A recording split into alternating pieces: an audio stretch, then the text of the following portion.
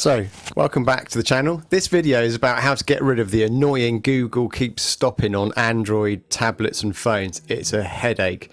So it seems to be in line with kind of updates that get applied, either not going on properly or, I don't know, crashing out after installation. So what we need to do is go into apps and then scroll down and look for the Google app. So in the Google app here, we can see different settings and options. So I'm just going to try and go for force stop, which doesn't really do anything. It's pretty useless. And we keep on getting these annoying pop-up messages. So the next thing I want to do is try and clear out the cache. Now, this seems to do nothing as well. So we need to go for the nuclear option. And that is to actually uninstall the app, which is really easy.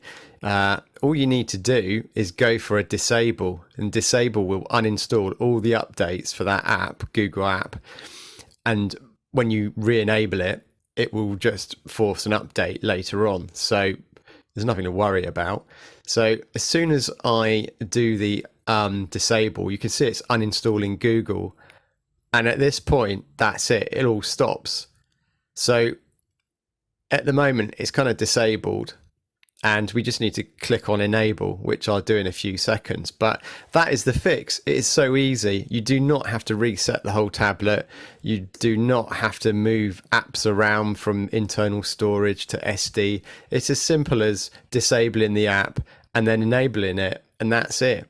But like I say, it happens to me, I don't know, every 3 or 4 months. It is irritating, but when you know how to fix it, it's not a problem. Anyway, thanks for watching this video. Don't forget to rate, subscribe, and I'll see you on another video.